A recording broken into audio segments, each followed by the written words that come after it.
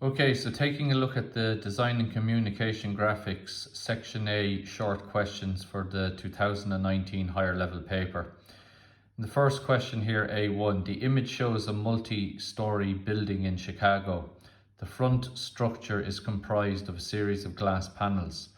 The drawing shows the projections of three similar glass surfaces, ABC, BCD, and CDP. Determine the dihedral angle between the surfaces ABC and BCD. So we'll take that one first of all. So in the elevation we can see here A, B, C, and we can also see B, C, D. So you identify the line of intersection between the two surfaces, which is BC, and it's along this line that the dihedral angle is going to be formed. So we go down into plan. We identify BC in plan and we project off BC at 90 degrees. And this is going to give us an auxiliary elevation that will show us the true length of BC. So we come off BC in plan at an angle of 90 degrees. We set up our X1, Y1 line. Because we're projecting from plan, this is an elevation down here. So we take our heights from elevation and we apply them to the new elevation down here. And that gives us the true length of BC. Then once we have the true length of BC, we extend it out here in this direction. And because we're projecting from an elevation, this is now a plan. And we take our distances back into plan. Now again, to prevent you going too far out here, we move the XY line that it's going in through A. And then we take the distances from that reference line back to B and C and to D. So we end up with A is on our reference line. That distance there to B and C is the same, so CB end up on that point, and then finally the distance from the red line back to D, and you mark that out there, and then we connect the line from D to CB and back to A, and there's the dihedral angle. It looks more or less flat, but there is a slight bend in it, but nevertheless that is the dihedral angle between surfaces ABC and BCD. Finally then, the last part of the question.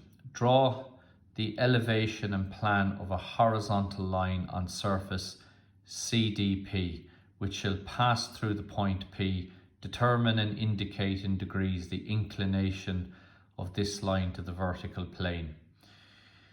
So, very, very simply, we're asked to draw a horizontal line on this surface here. So we go up into our elevation where we see a horizontal line, and from P onto DC, we draw a horizontal line, and that gives us this point here, X.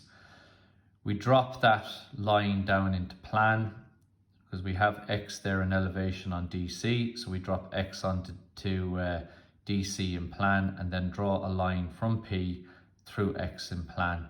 And that is the direction of the level line in plan. Now, because we're looking down on a horizontal line, we are seeing the true length of that.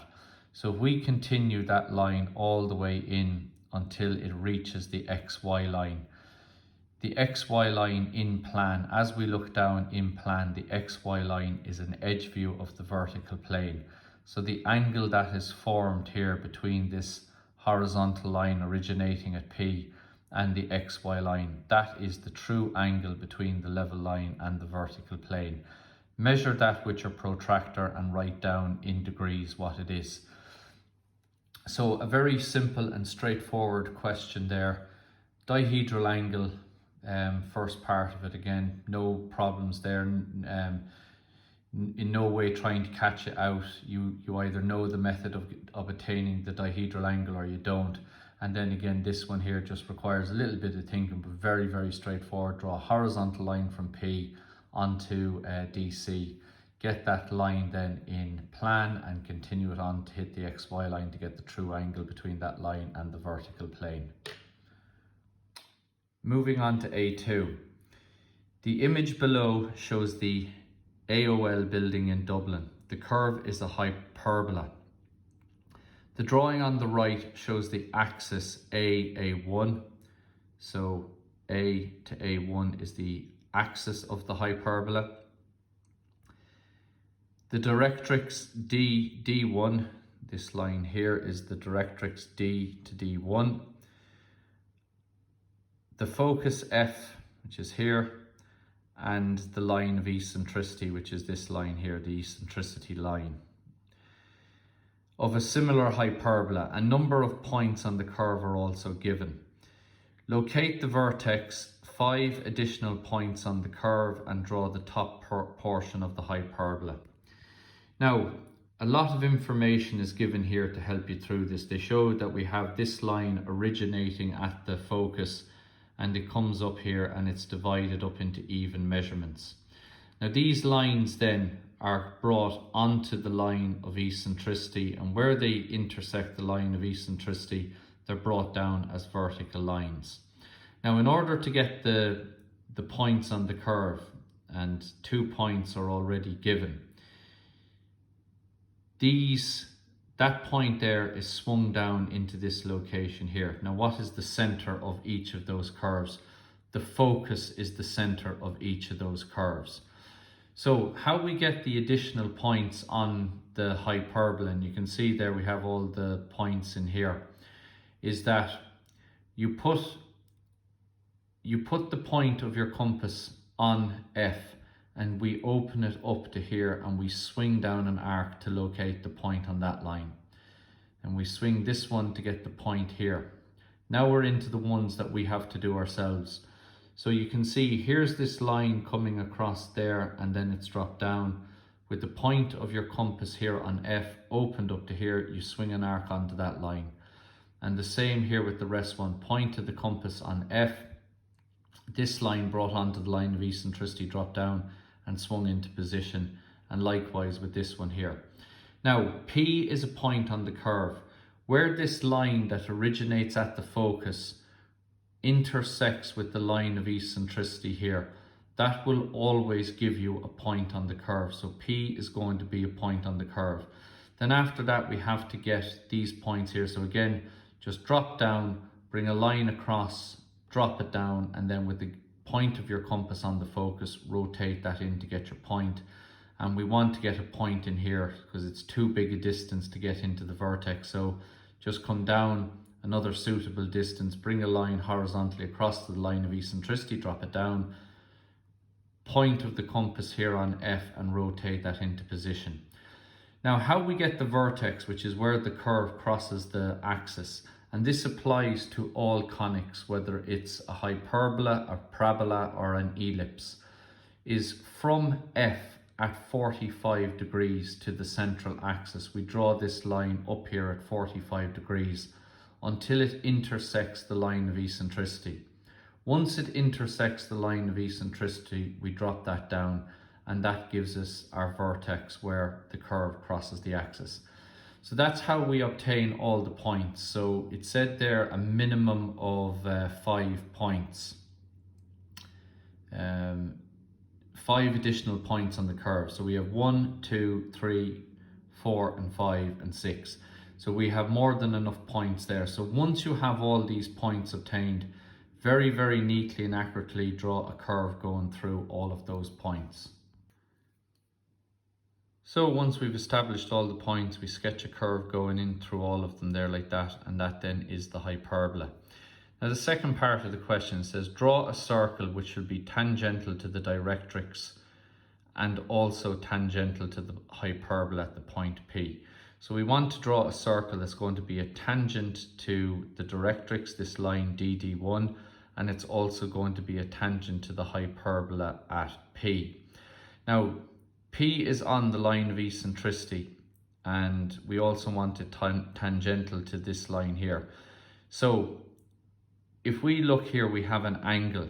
The center of the circle that we're looking for is going to have to be equidistant between the line of the directrix and the line of eccentricity. So our first thing that we have to do here is bisect this angle, bisect the angle between the line of eccentricity and the directrix. So using our compass, we swing an arc there between the eccentricity line and the directrix, swing 2 additional arcs, point to the compass there, swing an arc, point to the compass there, swing an arc, and draw on the bisector. Now to locate the center, we draw a line through P at 90 degrees to the line of eccentricity. So through P at 90 degrees to this line, and we bring this line across until it intersects the bisector. That gives us the center of the circle we're looking for. Just to get the point of contact then between the circle and the directrix, we bring a line from the center at 90 degrees to the directrix, and then using our compass, point of the compass here and open it up to P, we draw the circle, and now we have a circle that's tangential to the hyperbola at the point P and tangential to the directrix. And that completes A2. Question A-3. The image below shows a building which is based on a series of intersecting prisms. The drawing shows the incomplete elevation and plan of a similar structure where two prisms penetrate each other. In the drawing, a triangular prism intersects an irregular pentagonal prism, which has been cut as shown. Complete the elevation and plan showing all lines of interpenetration. Determine the true shape of the triangle ABC. So let's deal with this bit here first of all. Here we have the triangular prism and it's coming in to meet the pentagonal prism. And we can see here it's coming into a vertical surface, right? As we look down on there, we just see a straight line. So we can ascertain from that that that's a vertical surface. So if we look here, we have A and B are on this level and C is on this level. So as B goes in there and intersects the vertical surface, we bring that up into elevation and we bring B across to meet it, and that gives us our first point here. C is at the top surface, so it intersects the vertical surface there. We bring C up onto its respective line there in elevation. That gives us this point here. And then this is the high point. After that, this line is sloping down the back, so you can't see it anymore. So as A comes in and intersects the surface there, that gives us our point there. And this is going to be a hidden detail line all the way down to that point there. So that completes that side there with the elevation. Now, on this side, the plan is going to be just a little bit different. Now, a couple of things hold true. Here we can see that's where the top portion of the prism intersects this surface. So we're going to drop that down until it intersects this line here. And that will give us a point that we're looking for. And if we look, here are the two outside lines there. And as they come in to intersect that surface, we drop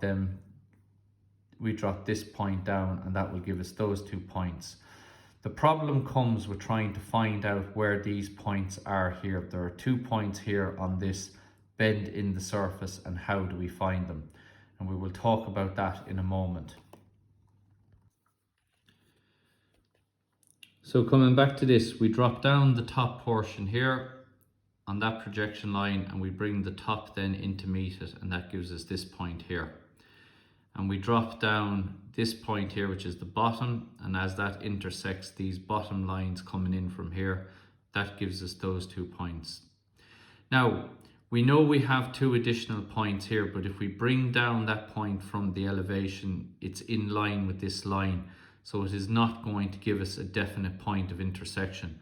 So what we use is a horizontal section. In other words, if I draw a horizontal line, I imagine there I am cutting that prism on the level of that red line. And if I'm cutting that prism on the level of that red line, when we bring this line over to intersect this surface, that will give me a point there on that surface and that surface that will be on the level of the points that we are looking for, because we can see that there, everything on that line there is on the one level.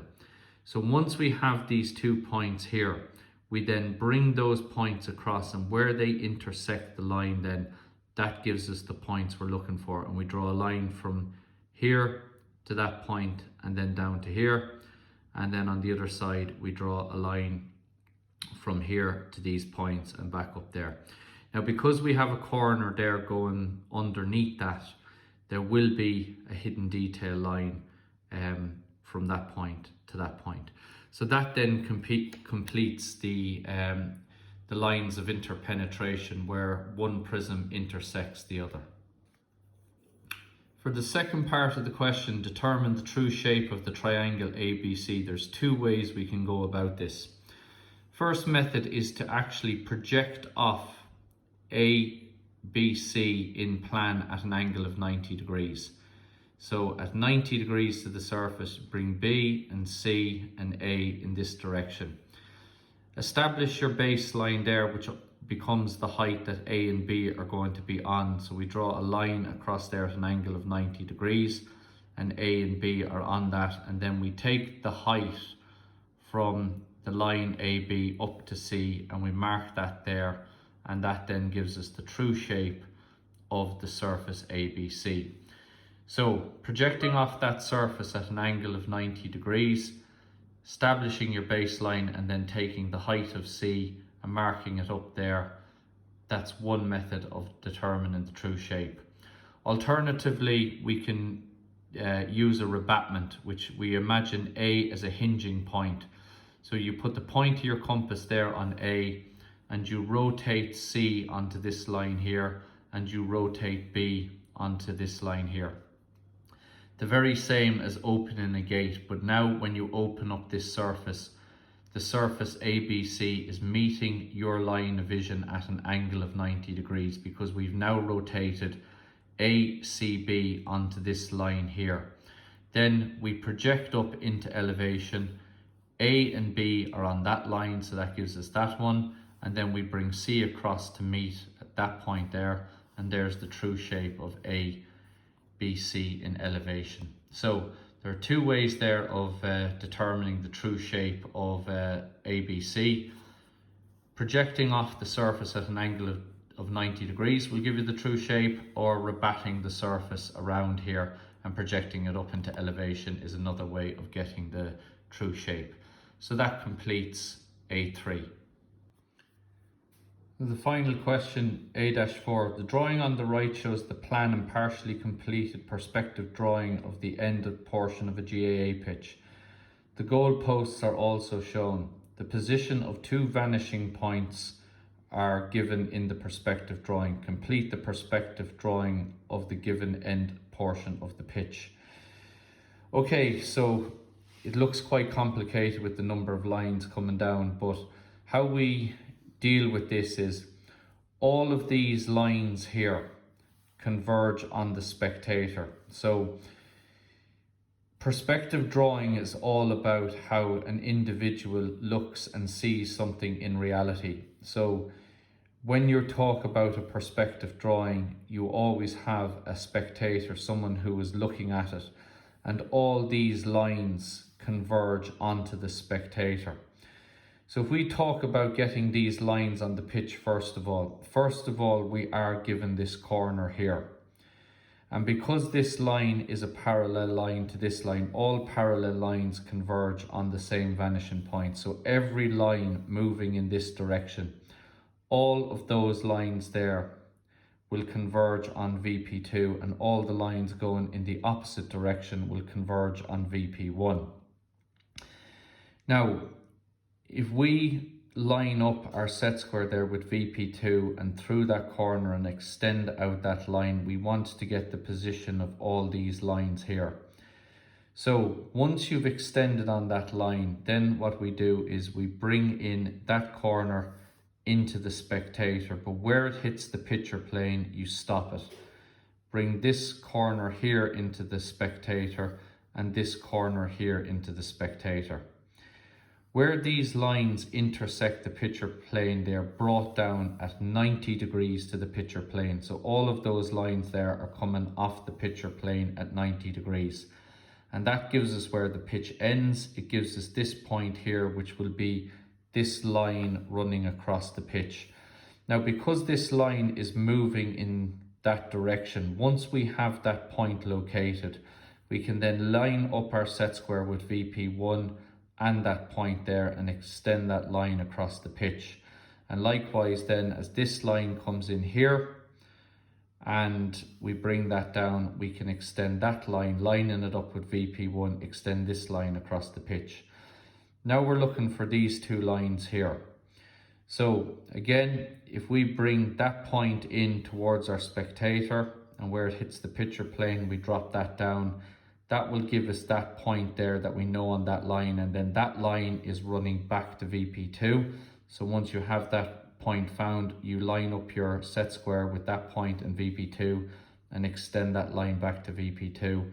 And likewise, this point here, we bring it into the line it up with the spectator into the picture plane, drop it down onto this line here, and then bring it back to VP2. Now, in relation to these markings around the goal mouth, we don't have any definite line of intersection. So what we have to do, we have to make one. So here's the goal lines in the plan. So if we extend that line over onto the edge of the pitch and then bring that point there into the spectator, but as that line then hits the picture plane, drop that down. That then gives us the point on the edge of the pitch, and we know if we bring that line then over to VP1, that is going to give us this part of the goal line here. So we bring that over to VP1. Then you just take that point and that point, again bring them in towards the spectator. Where they cut the picture plane, drop them down, and then that will give you those 2 points there, which give us that portion of the line. And then we bring the other lines back to VP2, and that completes the markings on the pitch. Now, the next part of the question, it says, determine and show the true height of the goalpost upright. So we want to figure out what the true height of these lines are. Now, any line that is on the ground line, if you have a line that is directly on the ground line, anything that's on that will be the true height. So what we have to do now is we have to extend these lines onto the ground line, and then we can determine the true height of the goalposts. So using VP2, I line up the bottom of the goalpost with vanishing point number 2, and I extend that line out until it hits the ground line. Likewise, lining up VP2 at the top of the goalpost, I extend that line out. Then at 90 degrees to the ground line, I draw that blue line there. And because that's coming off the ground line up here, that is the true height of the goalpost. So simple enough solution, that's how it's found. Okay, so all of that then completes the 4 short questions associated with the 2019 higher level DCG paper section A.